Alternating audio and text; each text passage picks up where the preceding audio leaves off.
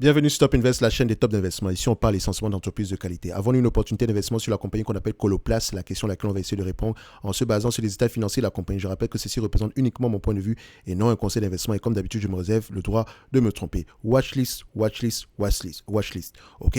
Donc, Coloplast est une multinationale danoise qui développe, fabrique et commercialise des dispositifs médicaux et des services liés aux stomies, à l'urologie et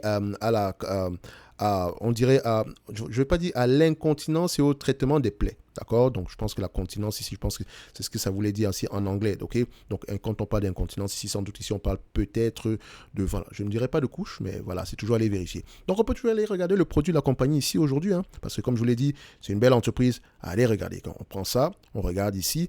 Alors, ici, pas l'incontinence, peut-être la continence. Donc, vous voyez ici que c'est tout ce qui concerne l'urologie, l'ostomie, voilà, tous les problèmes de la peau, voilà, les plaies, voilà. So, qu'est-ce que ça donne ici en français? Qu'est-ce qu'on a comme information? Donc, c'est toujours bien de regarder le produit ici de la compagnie. OK? Donc, ici, par exemple, si on clique, par exemple, pour les plaies, qu'est-ce qu'on nous propose ici aujourd'hui? Les solutions. Voilà, on peut ici Biaten, Silicane AG. C'est quoi ça? Découvrir Biaten, Silicane AG, blablabla. Je vous laisse aller regarder ça ici. Dans tous les cas de figure, nous, on va regarder les éléments quantitatifs. Il faut que déjà, même avec les éléments conseillés, il faut que le business vous parle également. OK? Dans tous les cas de figure, je sais que c'est un business qui est assez bon ici. Ils vendent assez. Vous pouvez déjà vous regarder les revenus ici. C'est bien de regarder également est-ce que la marge brute est stable ou croissante. Stabilité, magnifique. Et on connaît des entreprises ici qui ont des marges brutes décroissantes, OK? Alors que le revenu est croissant. Les marges EBITDA ici, est-ce qu'elles sont stables également? On a même une légère croissance ici jusqu'en 2015 ici, mais à peu près les dernières années ici, on a une légère décroissance. Toujours aller vérifier ici. Est-ce qu'on n'a pas fait une acquisition quelque part ici qui a peut-être impacté la rentabilité de ce business-ci temporairement? Parce que la marge brute est encore là. Et voilà, c'est ce que je disais. On a à peu près acheté la compagnie à ces niveaux-ci. Attention, je pense que c'est une compagnie ici danoise dont le DKK ici, c'est quoi? C'est la couronne danoise. OK? Donc, c'est en monnaie danoise ici. C'est une très belle entreprise. Watchlist directement, comme je fais ça ici directement. Je la mets dans ma watchlist. OK? Donc, watchlist directement. Maintenant, en termes de dette net, est-ce que nous avons une dette net ici assez élevée? Donc, le niveau de dette net ici, à peu près de combien? On a à peu près de 21 milliards ici de couronne danoise. OK, dette net sur EBITDA ici, ça donne quoi? Attention, c'est pas 21 milliards de dollars. Peut-être vous allez vous rendre compte que c'est bien moins élevé que ça. Donc, ça donne ici dette net sur EBITDA, on est aux alentours de 2,6. OK, 2,6 ici, voilà. On veut quelque chose en dessous de 5 ici. D'accord? On regarde également ici pour les compagnies, voilà, autres que les rates, OK, et les bancaires et compagnies d'assurance également. Constatez également qu'on a Coloplast ici en termes de nombre d'actions, le nombre d'actions à peu près stable ici. Magnifique. OK? So, qu'est-ce que ça nous donne ici en termes d'évaluation? OK? So, on met ça. Coloplast. OK? J'espère que vous l'avez mis dans la watchlist. Hein? Coloplast ici, voilà, on a la version, on peut prendre la version B ici, point B. Alors, qu'est-ce que ça nous donne ici? En termes d'évaluation, il y a de fortes chances que ce soit un business qui se négocie à 25 fois les bénéfices. OK? C'est-à-dire que je ne veux même pas exagérer ici. Ce n'est pas un business que je paierais à plus de 775, disons 776 couronnes suédoises.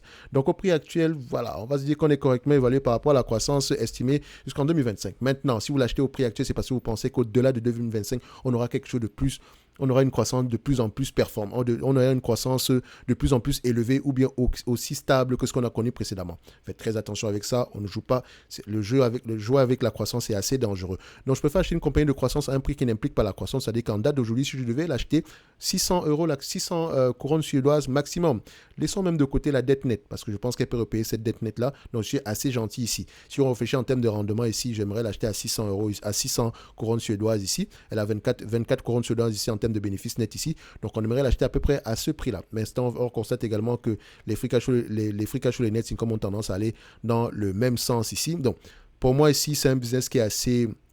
Le prix aussi est correct si on prend en considération les bénéfices de 2025. Donc, si on veut l'acheter à un meilleur prix que ça, personnellement, j'attendrai à peu près un rendement ici de 8% par là par rapport à mon coût d'acquisition, même si on prend en considération la croissance de 2025 ici. Donc, idéalement, aux alentours des 400. Ça pourrait être assez intéressant. Vous allez me dire, mais tu es fou. Mais ça, c'est mon prix. D'accord? Ça, c'est le mien. Si vous n'êtes pas satisfait, prenez le vôtre. Le dividende en lui-même, il est assez safe ici. Il distribue à peu près la majorité de ce qu'elle gagne ici en dividende. OK? Il y a de fortes chances que le dividende continue à croître également ici. OK? Donc, ceci n'est que mon avis et non un conseil d'investissement. Je me réserve toujours le droit de me tromper, mais c'est une, entre parenthèses, putain de belle entreprise. OK? À avoir en portefeuille. OK? So, En lien dans la description de la vidéo, vous avez le service Top Premium où généralement vous pouvez avoir des notes d'analyse sur des entreprises qui nous intéressent. D'accord? On va dire ici que moi je lis, j'écoute les conférences call et je vous présente 2 entreprises par mois. C'est-à-dire que si l'entreprise me plaît, j'écoute les conférences call, je vous présente l'entreprise ici. Si elle vous intéresse, vous lisez les rapports financiers, on ne promet aucun rendement. Ok, on a déjà à peu près 6 ou 8 entreprises ici qui se comportent assez bien. En tout cas, depuis le début de l'année, c'est assez correct ici. Ok, il y a également les notes de suivi. Ça ne veut pas dire que je présente l'entreprise et je vais me coucher. Non, je continue à suivre la compagnie ici aujourd'hui. Ok, vous pouvez également demander des analyses quantitatives comme celle qu'on vient de faire présentement ici aujourd'hui. Vous pouvez également avoir des notes d'analyse sectorielle que vous avez également gratuitement dans la Top Newsletter. C'est la seule chose que vous avez dans la Top Newsletter d'ailleurs. Ok, donc ainsi que les notes d'analyse dépendamment des entreprises qu'on a étudiées quand on faisait l'analyse sectorielle. Donc si je lis ici le secteur pharmaceutique, je vais avoir tendance à avoir un avis sur Pfizer, Johnson & Johnson ou je ne sais pas quoi d'autre. Ok, so n'oubliez pas, pour les 52 places restantes, ici, vous avez la possibilité d'avoir des formations thématiques parce que je pense que les entreprises s'analysent ici dépendamment des secteurs d'activité. Le raisonnement est totalement différent et essentiellement ici, c'est de poser les bonnes questions. Les éléments quantitatifs, c'est bien, mais il faut faire parler ces éléments quantitatifs-là. Donc, il faut savoir poser les bonnes questions. OK?